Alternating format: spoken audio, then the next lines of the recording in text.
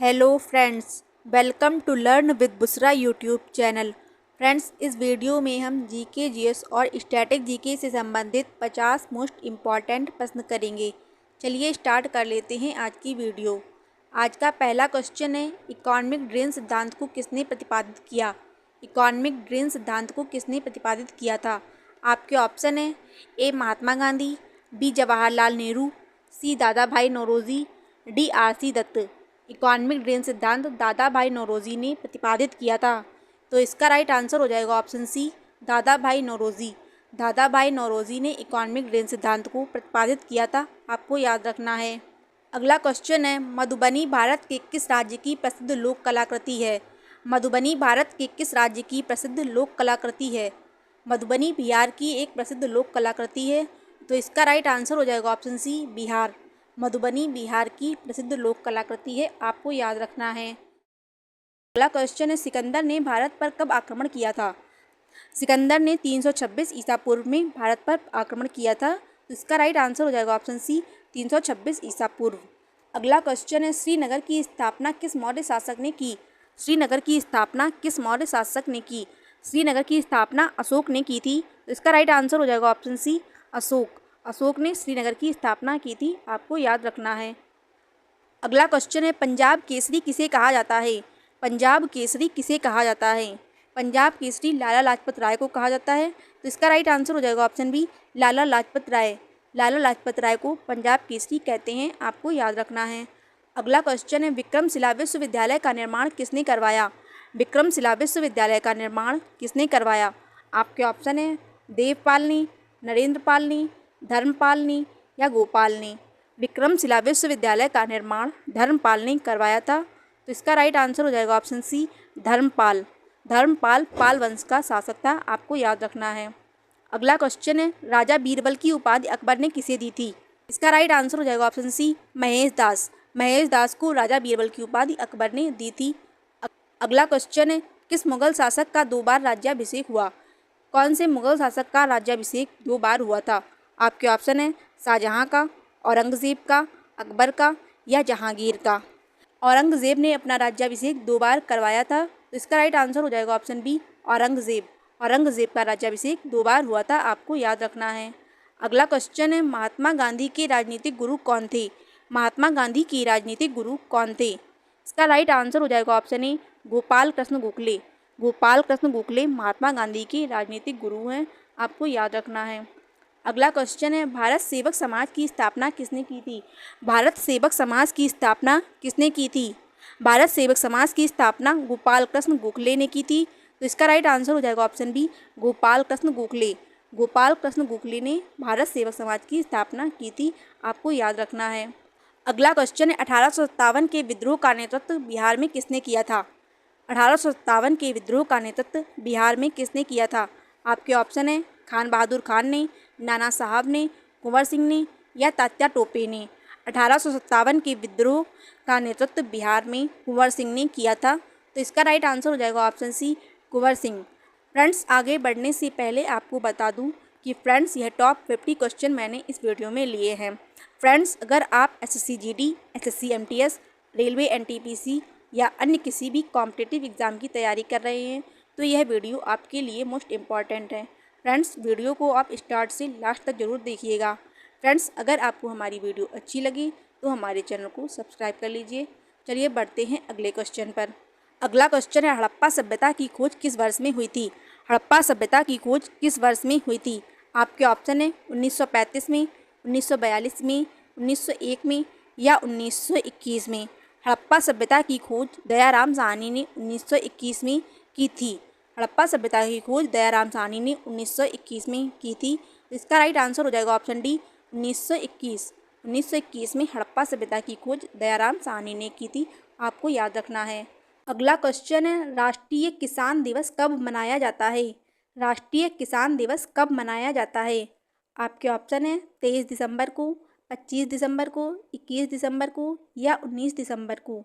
राष्ट्रीय किसान दिवस 23 दिसंबर को चौधरी चरण सिंह की जयंती को मनाया जाता है, तो इसका राइट आंसर हो जाएगा ऑप्शन ए, 23 दिसंबर।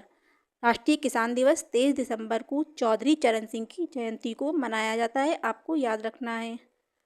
अगला क्वेश्चन है, संगाई उत्सव निम्न में से किस राज्य में मनाया जाता है? संगाई उत्सव किस राज्य में मनाया जाता है? आपके ऑप्शन है अरुणाचल प्रदेश में, मणिपुर में, नागालैंड में या लद्दाख में। इसका राइट आंसर हो जाएगा ऑप्शन बी, मणिपुर। संगाई उत्सव मणिपुर में मनाया जाता है, आपको याद रखना है। अगला क्वेश्चन है, IMF और वर्ल्ड बैंक का मुख्यालय कहाँ स्थित है? IMF और वर्ल्ड बैंक का मुख्यालय कहाँ है? आपके ऑप्शन है न्यूयॉर्क में, वाशिंगटन DC में, जेनेवा में या वियना में। IMF इंटरनेशनल मॉनेटरी फंड और वर्ल्ड बैंक का मुख्यालय वाशिंगटन DC अमेरिका में है, तो इसका राइट आंसर हो जाएगा ऑप्शन बी, वाशिंगटन DC। अगला क्वेश्चन है, पानीपत का तीसरा युद्ध किस वर्ष हुआ था? पानीपत का तीसरा युद्ध कब हुआ था? आपके ऑप्शन है 1526 ईस्वी में, 1757 ईस्वी में, 1768 ईस्वी में या 1761 ईस्वी में। पानीपत का तीसरा युद्ध 14 जून 1761 को अहमद शाह अब्दाली और मराठाओं के बीच में लड़ा गया था, तो इसका राइट आंसर हो जाएगा ऑप्शन डी, 1761। पानीपत का तीसरा युद्ध 14 जनवरी 1761 को हुआ था, आपको याद रखना है। अगला क्वेश्चन है, चतुर्थ बौद्ध संगीत किसके शासनकाल में आयोजित की गई थी? चतुर्थ बौद्ध संगीत का आयोजन किसके शासनकाल में हुआ था? आपके ऑप्शन है अशोक के, कालाशोक के, अजातशत्रु के या कनिष्क के। चतुर्थ बौद्ध संगीत कनिष्क के शासनकाल में हुई थी, तो इसका राइट आंसर हो जाएगा ऑप्शन डी, कनिष्क। अगले प्रश्न पर बढ़ते हैं। अगला क्वेश्चन है, पोंगल किस राज्य का त्यौहार है? पोंगल त्यौहार किस राज्य में मनाया जाता है? आपके ऑप्शन है छत्तीसगढ़ में, गुजरात में, आंध्र प्रदेश में या तमिलनाडु में। पोंगल तमिलनाडु का त्यौहार है, तो इसका राइट आंसर हो जाएगा ऑप्शन डी, तमिलनाडु। पोंगल त्यौहार तमिलनाडु में मनाया जाता है, आपको याद रखना है। अगला क्वेश्चन है, पाकिस्तान और अफगानिस्तान के बीच में कौन सी सीमा रेखा है? पाकिस्तान और अफगानिस्तान के बीच में कौन सी सीमा है? पाकिस्तान और अफगानिस्तान के बीच में डूरंड रेखा सीमा बनाती है, तो इसका राइट आंसर हो जाएगा ऑप्शन डी, डूरंड रेखा। पाकिस्तान और अफगानिस्तान के बीच में डूरंड रेखा है, आपको याद रखना है। अगला क्वेश्चन है, पुराणों की कुल संख्या कितनी है? पुराणों की संख्या कितनी है? आपके ऑप्शन है 14, 16, 18 या 20। पुराणों की कुल संख्या 18 है, तो इसका राइट आंसर हो जाएगा ऑप्शन सी, 18। पुराणों की संख्या 18 है, आपको याद रखना है। अगला क्वेश्चन है, भारत में अंतिम मुगल सम्राट कौन था? भारत में अंतिम मुगल सम्राट कौन था? आपके ऑप्शन है अकबर, औरंगजेब, जहांगीर या बहादुर शाह जफर। भारत में अंतिम मुगल सम्राट बहादुर शाह जफर है, तो इसका राइट आंसर हो जाएगा ऑप्शन डी, बहादुर शाह जफर। भारत के अंतिम मुगल सम्राट बहादुर शाह जफर है, जो कि 1837 से 1857 तक रहे थे, तो इसका राइट आंसर हो जाएगा ऑप्शन डी, बहादुर शाह जफर। अगला क्वेश्चन है, आजीवक संप्रदाय के संस्थापक कौन है? आजीवक संप्रदाय के संस्थापक निम्न में से कौन है? आजीवक संप्रदाय के संस्थापक मक्खली गोसाल हैं, तो इसका राइट आंसर हो जाएगा ऑप्शन बी, मक्खली गोसाल। मक्खल गोसाल आजीवक संप्रदाय के संस्थापक हैं, आपको याद रखना है। अगला क्वेश्चन है, एशियाटिक सोसाइटी की स्थापना कब और किसने की थी? एशियाटिक सोसाइटी की स्थापना कब और किसने की थी? एशियाटिक सोसाइटी की स्थापना 1784 ईस्वी में सर विलियम जोन्स ने की थी, तो इसका राइट आंसर हो जाएगा option B, sir William Jones ने 1784 में एशियाटिक सोसाइटी की स्थापना की थी, आपको याद रखना है। चलिए बढ़ते हैं अगले क्वेश्चन पर। अगला क्वेश्चन है, क्रिस्टोफर कोलंबस ने अमेरिका की खोज कब की थी? क्रिस्टोफर कोलंबस ने अमेरिका की खोज कब की थी? अमेरिका की खोज कोलंबस ने 1492 ईस्वी में की थी। अमेरिका की खोज कोलंबस ने 1492 में की थी, तो इसका राइट आंसर हो जाएगा ऑप्शन बी, 1492। 1492 में क्रिस्टोफर कोलंबस ने अमेरिका की खोज की थी, आपको याद रखना है। फ्रेंड्स, आप कमेंट बॉक्स में बताइए कि भारत की खोज कब और किसने की थी। इसका आंसर आपको कमेंट बॉक्स में करना है। चलिए बढ़ते हैं अगले क्वेश्चन पर। अगला क्वेश्चन है, फ्रांसीसी क्रांति के दौरान बास्तील दुर्ग का पतन किस तिथि को हुआ था?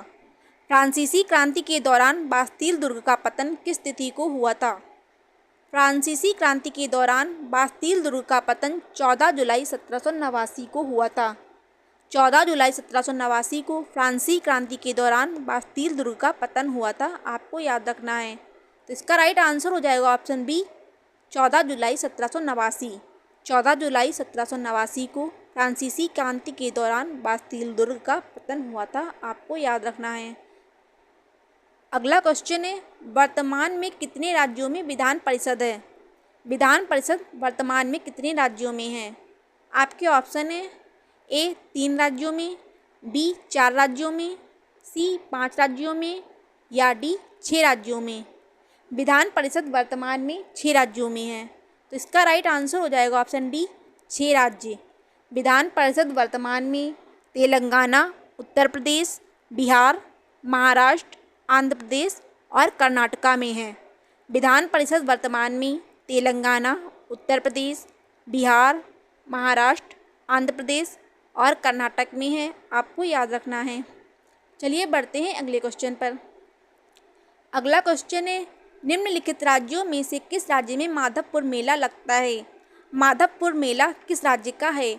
आपके ऑप्शन है ए उत्तर प्रदेश, बी बिहार, सी गुजरात या डी मध्य प्रदेश। माधवपुर मेला गुजरात में लगता है।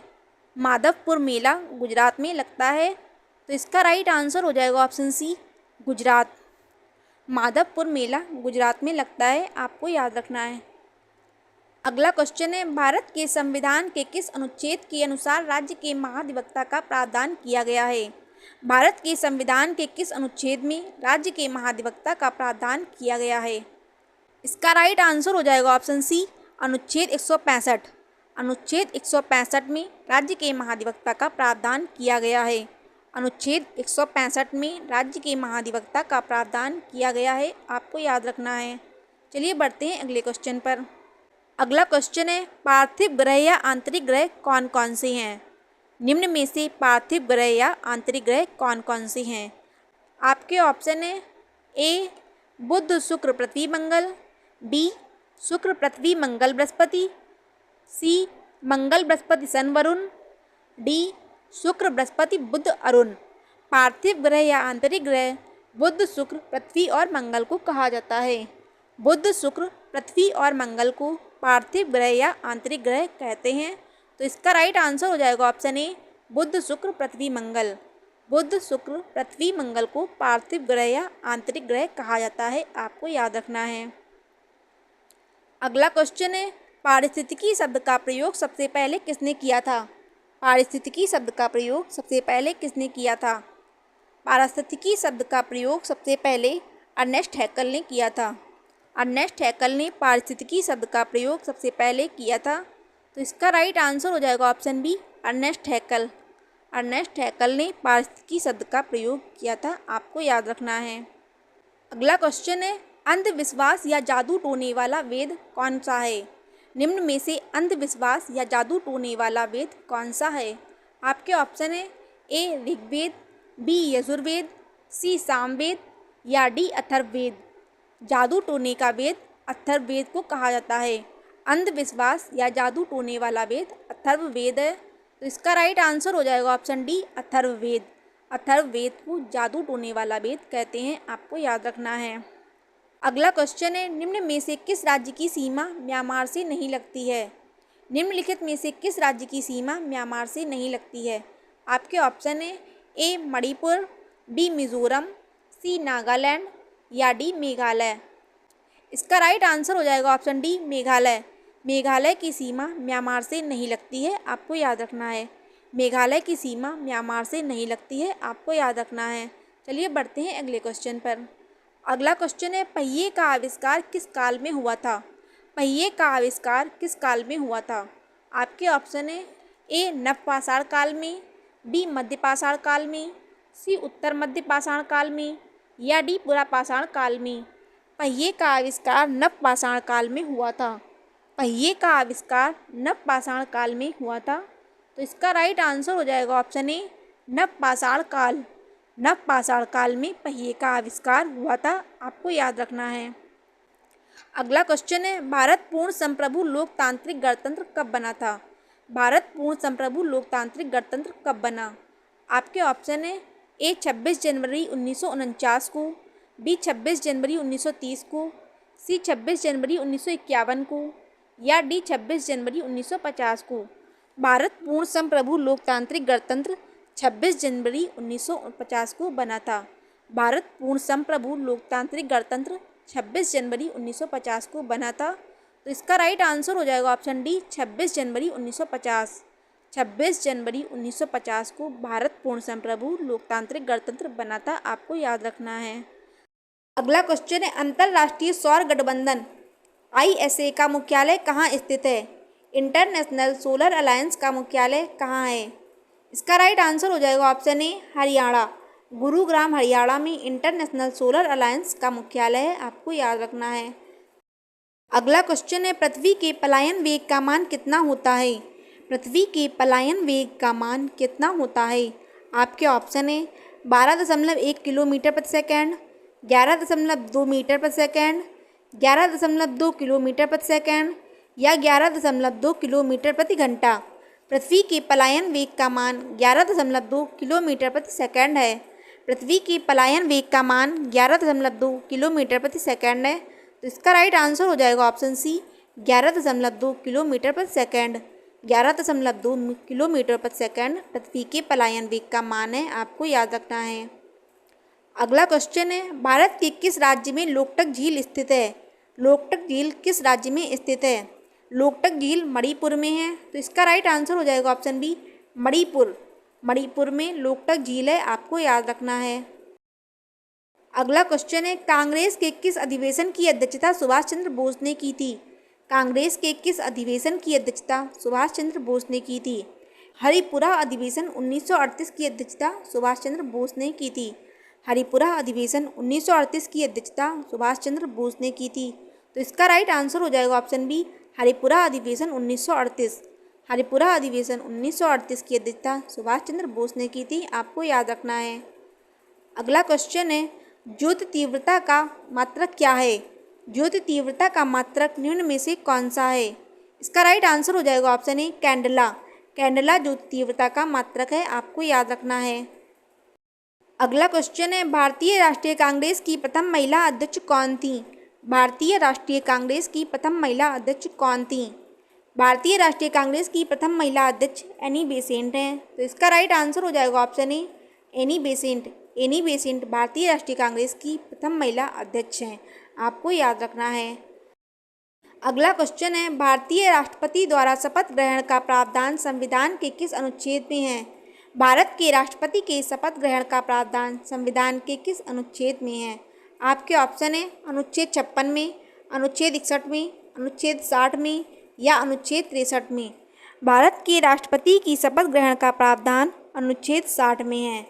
भारत के राष्ट्रपति की शपथ ग्रहण का प्रावधान अनुच्छेद 60 में है। तो इसका राइट आंसर हो जाएगा ऑप्शन सी अनुच्छेद 60।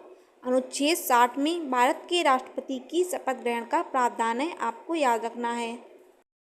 लास्ट क्वेश्चन है, भारत के संविधान का अनुच्छेद 338 ए किससे संबंधित है? भारत के संविधान का अनुच्छेद 338 ए किससे संबंधित है? आपके ऑप्शन है अनुसूचित जाति आयोग, अनुसूचित जनजाति आयोग, वित्त आयोग या नीति आयोग से।